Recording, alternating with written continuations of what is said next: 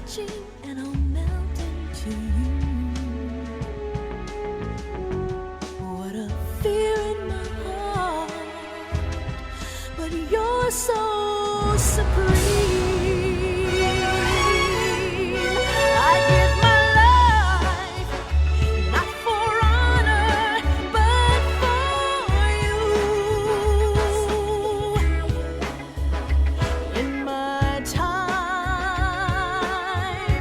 there'll be no one else. Crime, it's the way I fly to you. I'm still in a dream, snake eater. Someday you go through the rain, and someday you'll feed on a tree frog. It's ordeal, the trial to survive for the day we see new light. I give my life, not for honor, but for you. In my time, there'll be no one else. Crime, it's the way I fly to you. I'm still in a dream, snake eater.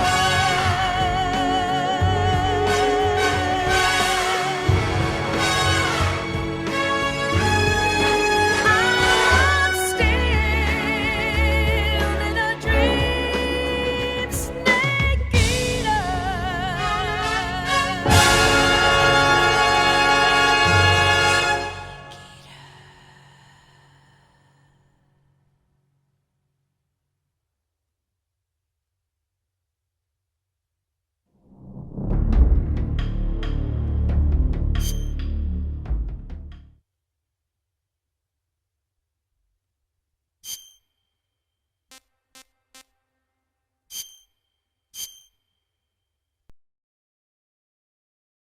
After the end of World War II, the world was split into two, East and West.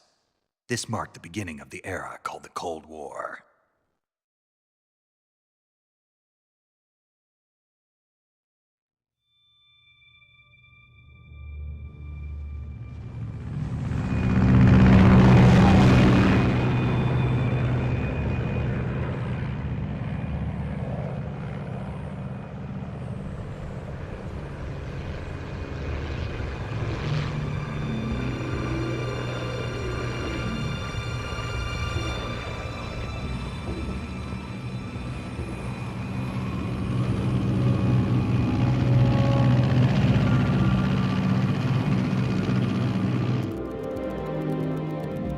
Flying over Pakistan, altitude 30,000 feet.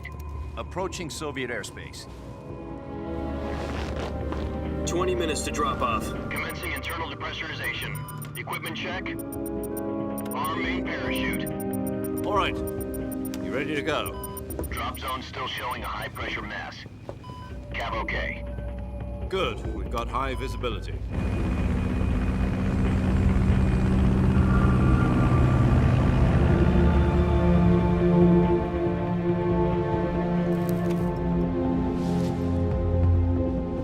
Put out that cigar. Connecting oxygen hose to interior connector. Put on your mask.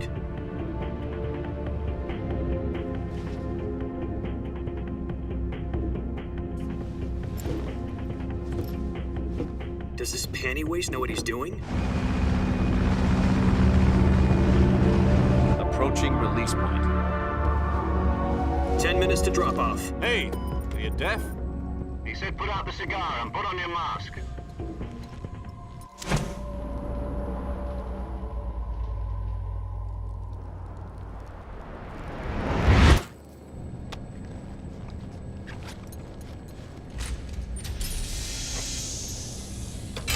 Depressurization complete. Checking oxygen supply. 6 minutes to drop off. Opening rear hatch.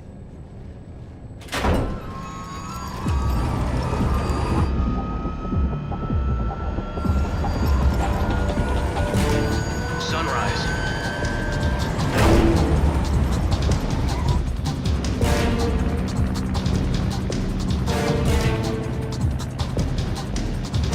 External temperature minus 46 degrees Celsius.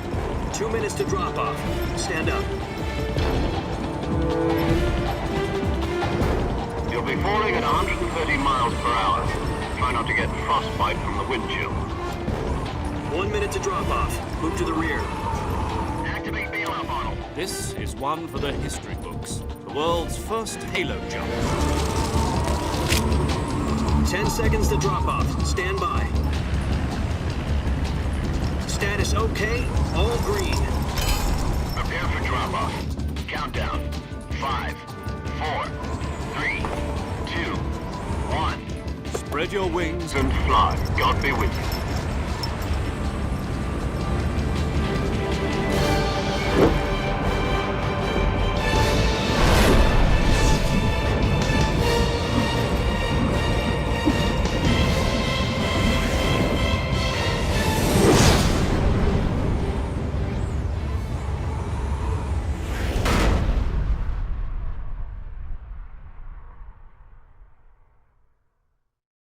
Jack, I've got some important news.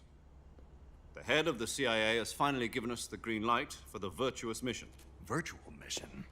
No, the Virtuous mission. The future of our Fox unit depends on it. If it succeeds, we'll be officially organized into a unit. Virtuous mission? Sounds like some kind of initiation ritual. You know, don't get cocky. This isn't a training op. Right. So what exactly is this wonderful mission? Well, about 2 years ago, a certain Soviet scientist requested asylum in the West through one of our moles. His name is Nikolai Stepanovich Sokolov. He's head of the OKB-754 Design Bureau, one of the Soviets' top-secret weapon research facilities, and the East's foremost expert on weapons development. Sokolov? Isn't he that famous rocket scientist? The very same. On April the 12th, 1961, the Soviets achieved the first manned spaceflight in history. The Earth was blue, but there was no God. Well spoken. The rocket that carried Yuri Gagarin into orbit was the A-1, known as the Vostok rocket. Sokolov is said to be the man most responsible for the multi-engine cluster used in that rocket. After Gagarin's flight, Sokolov left rocket development to become the head of the newly established Design Bureau. From a lowly technician to head of a design bureau, that's quite a success story, so why do you want to defect? It seems he'd become afraid of his own creations. Afraid? Call it a crisis of conscience. And for that, he left his country and his family behind and went over the fence? Not exactly. One of his conditions was that his family was also to be taken safely to the West. We used a mole to get the family out first and succeeded in sneaking Sokolov over the Berlin Wall shortly afterwards. I was the one who conducted the operation. The security on the eastern side was still full of holes back then. Then what? We got Sokolov over in one piece, but the whole ordeal had left him exhausted, and we checked him into a hospital in West Berlin. It took him 2 weeks and more than 600 miles to get from the research facility in the Soviet Union to Berlin. He was in no condition to say anything coherent. And it was only a week later that we had something much bigger on our hands. The Cuban Missile Crisis. October the 16th, 1962, President Kennedy received word that the Soviets were in the process of deploying intermediate-range ballistic missiles in Cuba. The president demanded that the Soviets dismantle and remove the missiles. At the same time, he announced a naval blockade to prevent further missile shipments from reaching Cuba. But the Soviets didn't back down, instead placing their armed forces on secondary alert. Soviet transport ships carrying missiles continued on course towards Cuba. US and Soviet forces went on alert for an all-out nuclear war. Frantic negotiations were conducted through the UN's Emergency Security Council and unofficial channels to end the hair-trigger standoff. Finally, on October the 28th, the Soviet Union agreed to remove its missiles from Cuba, and so the world avoided a nuclear holocaust. But in order to get the Soviets to pull their missiles out, we had to make a deal. You mean the one where the US agreed to remove its IRBMs from Turkey? No. The Jupiter IRBMs deployed in Turkey were obsolete, and we were going to get rid of them anyway. They had no strategic value whatsoever to either the US or the Russians. The Turkey deal was a ruse, a cover story that was fed to the other intelligence agencies around the world. So what did the Russians really want? Sokolov. They wanted us to return Sokolov. You mean the Soviets pulled out of Cuba just to get their hands on Sokolov? That's right. What the hell was he working on? At the time, we had no idea. We were running out of time. It was either give up Sokolov or risk full-scale nuclear war. In the end, we had no choice. President Kennedy gave in to Khrushchev's demand. The next day, I got Sokolov out of the hospital, handing him over to agents on the eastern side. Sokolov kept on screaming, "Save me," until he disappeared from my sight. Then, a month ago, we received some new information from one of our moles. About Sokolov? Yes. He was taken back to the research facility and forced to continue working on the weapon in question under KGB supervision. What's more, it's on the verge of completion. So what kind of weapon is it? Something to do with space rockets? No, missiles. Same technology. I guess you're right. We don't know the details, but it appears to be a new kind of nuclear device. For half a year now, the Soviets have been conducting frequent nuclear tests at Semipalatinsk. Something to do with the weapon, I assume. We're talking about a secret weapon so big that Khrushchev was ready to pull out of Cuba to get it back. Is Sokolov still in the facility? No. According to our intelligence, he's in Selino-Yarsk, a place in the mountains about 3 miles to the west that's known as the Virgin Cliffs. The Virgin Cliffs. Nice name for a virtuous mission. They moved him there just recently. Why? Apparently, they're conducting a field test of the weapon, but it's our best chance to get him back. This mission would never have been possible if he was still in the research facility. This is our last chance. Sokolov must have known that too when he contacted us.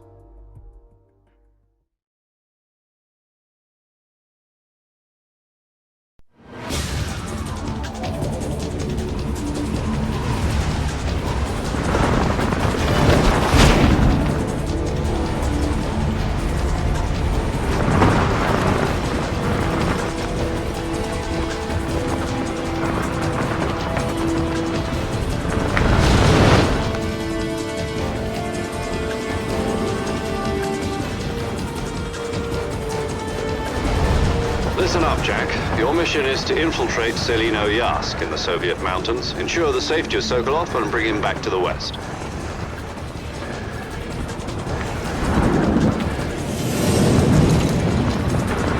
If we don't get Sokolov back before that weapon is complete, we'll be facing a major crisis. The clock is ticking.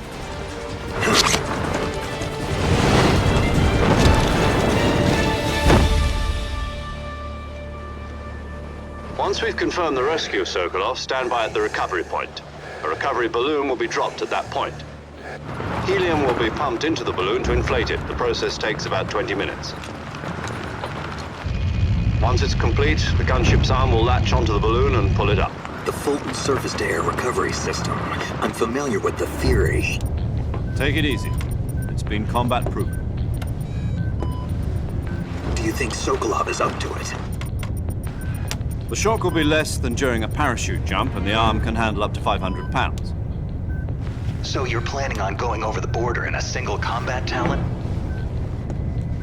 She's equipped with 2 6-barrel 20mm Vulcan cannons, as well as 2 40mm machine guns. Sounds like she could hold her own against a battalion of tanks. Even with the fuel in the reserve tank, we're facing a 4-hour time limit. If all goes well, it shouldn't take more than a few hours. Home in time for dinner. But if anything goes wrong, you'll be eating dinner, breakfast, and all the rest of your meals in the jungle.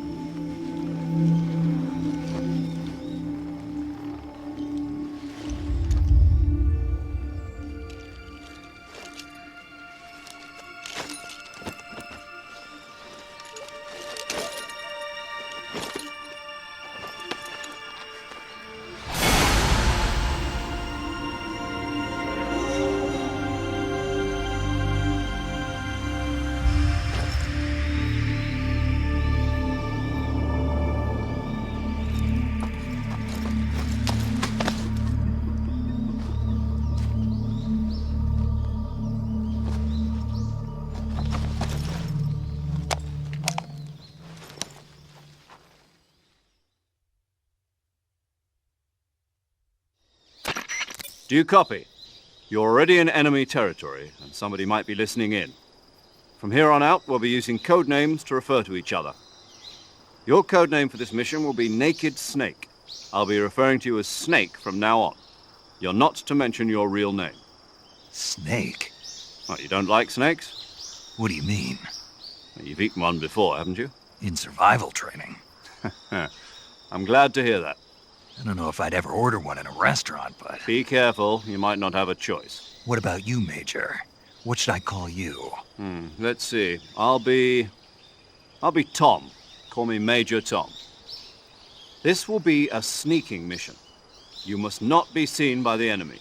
You must leave no trace of your presence. Is that clear? This kind of infiltration is the Fox unit's speciality. In other words, weapons and equipment are procured on site. That goes for food as well. You're completely naked, just as your name implies. Great. Now I see why you asked me if I like snakes. I suppose calling me Snake was your idea of a joke, too. No, there's a good reason for that. I'll tell you later when the time is right. Gotcha. Getting back to the subject, how exactly am I supposed to feed myself? You've been issued a knife and a tranquilizer gun. Use them to hunt for food.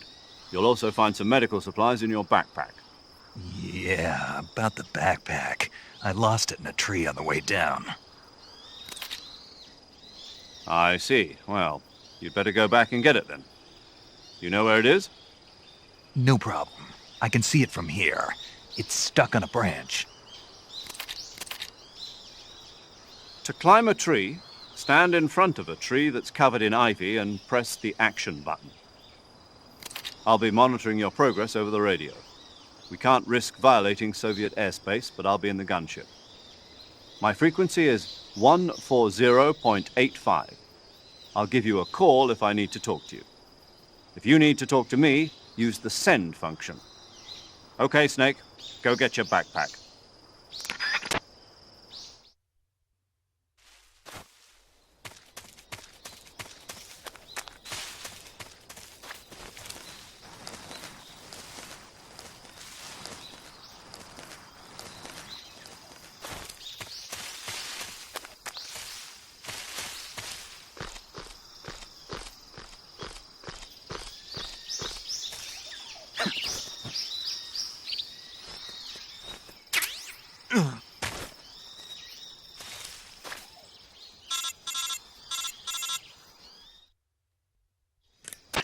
I see you've retrieved your backpack, Snake. To equip a weapon, it's necessary to take it out of your backpack.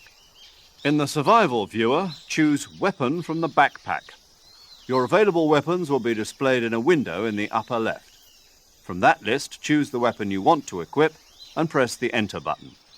For other equipped items, just do the same thing from Item. Got it. Use the survival viewer backpack. Yep, that's right. Survival is fundamental to this mission. After you've been out in the field for a while, your stamina will start to drop. If your stamina gets too low, it'll affect your performance. You won't be able to shoot accurately, for example, and your wounds won't heal as smoothly. Keep an eye on your stamina so you don't run out. To recover lost stamina, you can hunt for local flora and fauna. You can use either your tranquilizer gun or your knife to hunt. My only weapon is a Mark 22 Hush Puppy tranquilizer gun? That's right. It's been fitted with its own suppressor. However, the suppressor will deteriorate every time you fire. Once its durability reaches 0, the noise suppression effect will be gone. So don't get too trigger-happy with it. The suppressor's durability is shown in the icon. Any weapons and equipment beyond what you're carrying now, you'll have to find as you go. I have to find my own weapons and equipment? Whose crazy idea was this, anyway? Solo covert actions are standard Fox operating procedure. You can't leave any traces of your presence. No weapons, equipment, footprints, sweat, or bodily waste. The same goes for bullets and cartridges, too. Your presence in enemy territory is already a violation of international conventions of warfare. There aren't supposed to be any American soldiers in Russia. It could spark an international incident. You can't let anyone see you. You can't let the enemy know you're there. This is a stealth mission.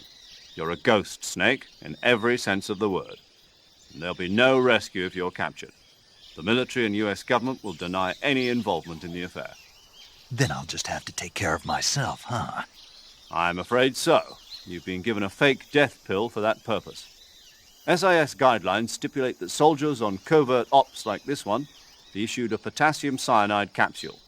Tape it to your body so you can take it when you need to. How generous of you. Use it if you're taken prisoner by the enemy. It'll send you into a state of false death for a short time. Fooling them into thinking that I'm really dead. So, how do I come back to life? Just take the revival pill. You mean that thing they put in my tooth before the mission? That's the one. But be careful. If you remain in a state of false death for too long, nothing will be able to bring you back. Remember that. I'll keep it in mind. You said this was a solo mission, right? Right. I guess that means I can't count on any reinforcements. Correct. The mission rests entirely in your hands. A real one-man army. Relax. There's a support team ready to back you up over the radio. Who? I'll introduce them to you. This time, survival is of utmost importance. The first member of the support team will be in charge of monitoring your physical condition, acting as a medic, so to speak, as well as recording your mission data. She's a member of Fox as well, and she's here on the gunship with me. She? Hello, Snake. I'm paramedic. Nice to meet you. Paramedic. As in a medic who comes in by parachute. Aren't you going to tell me your real name? Are you going to tell me yours, Mr. Snake? My name, huh? It's John Doe. And they call you Jack for short. You're a regular Captain Nemo. A name means nothing on the battlefield. After a week, no one has a name. What's your name? Jane Doe. Very funny. I wasn't joking, but I'll tell you my name only if you manage to make it back alive. My frequency is 145.73. She's also in charge of recording your mission data.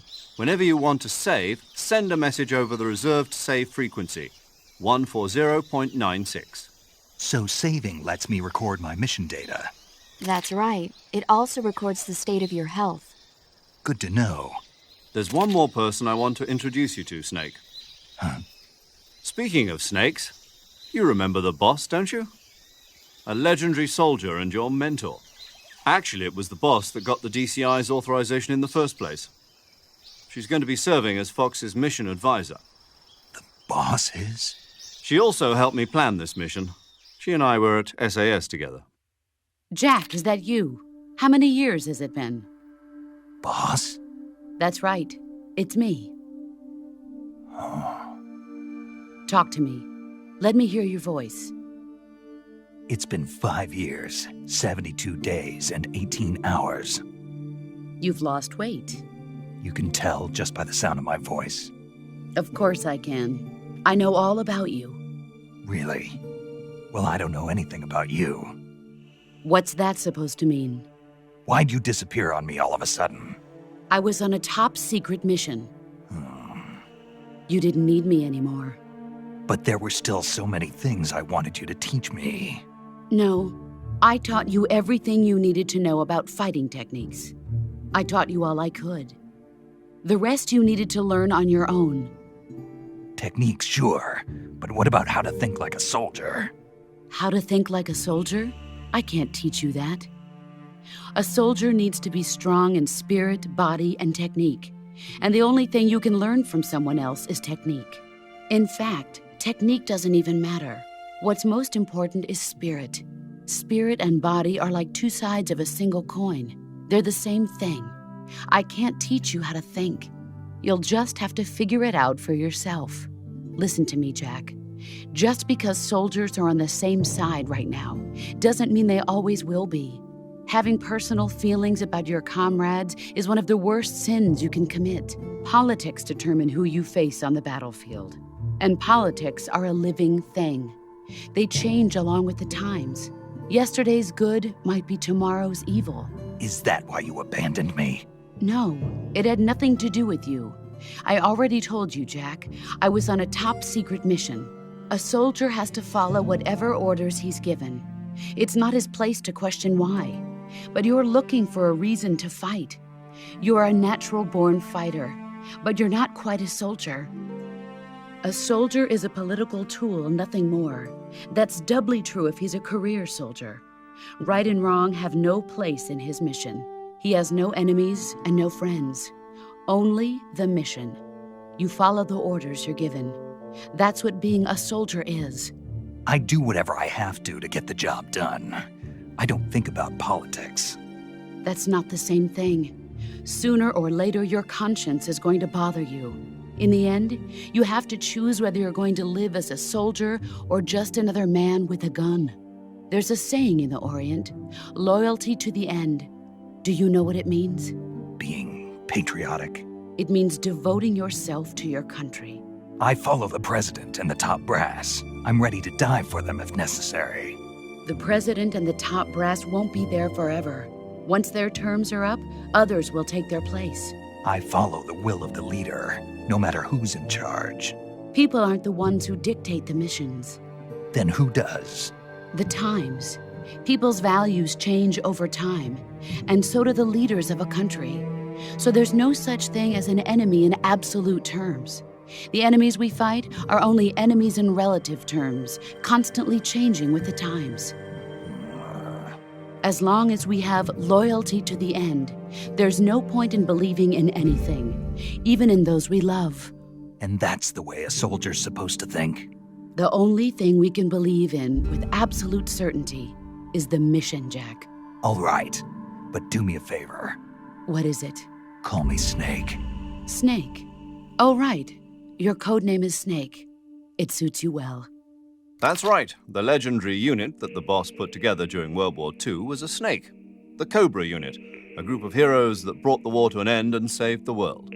As long as you've got a legendary hero backing you up, you'll be fine. Isn't that right, Snake? Yeah, I can't think of anyone else I'd rather have with me. Oh, and one more thing, boss. Yes? It's good to hear your voice again. Same here. After all, who knows if either of us will make it out alive? Snake, you are always best at urban warfare and infiltrating buildings. But this is the jungle. Survival is going to be key. Those CQC techniques I taught you are sure to come in handy. CQC? Close quarters combat, huh? I've been in the Green Berets for the past few years. I'm probably pretty rusty. Not to worry. I'll be here to help you remember. After all, this is your first actual survival mission. I'll be supporting you over the radio.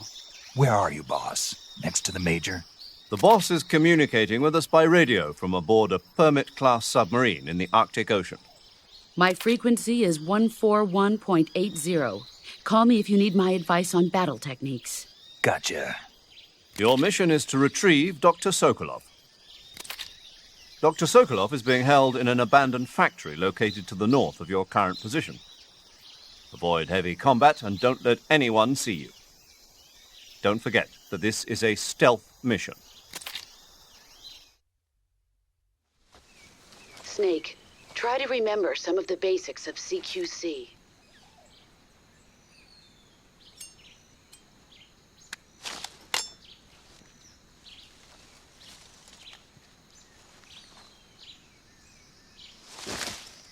Commencing virtuous mission now.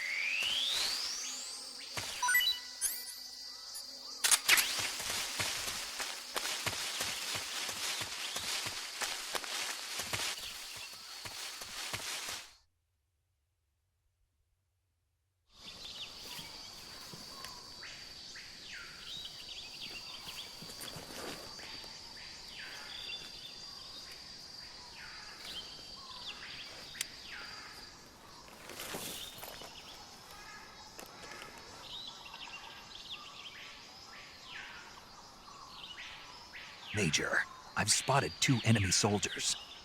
They're probably KGB troops sent to guard Sokolov. AK-47s and grenades.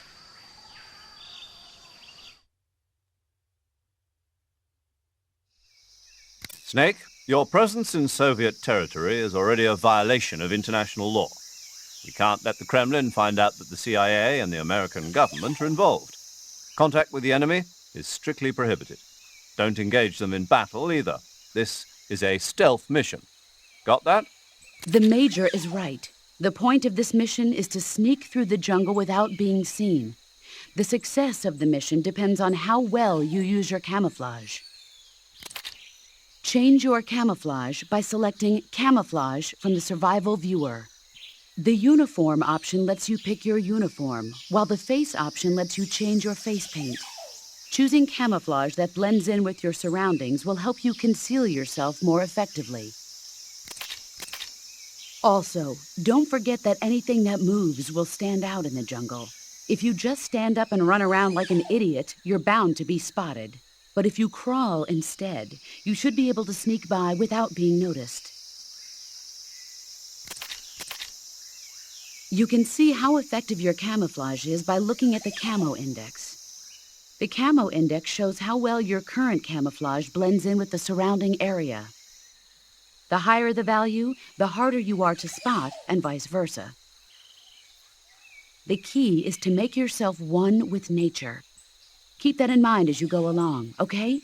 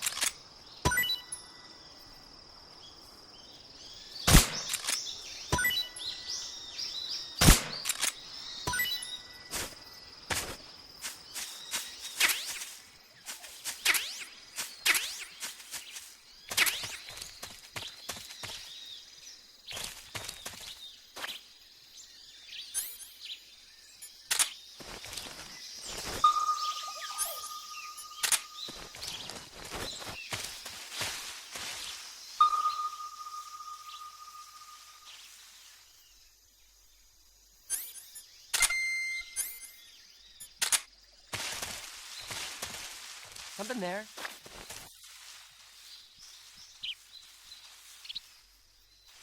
I must be seeing things.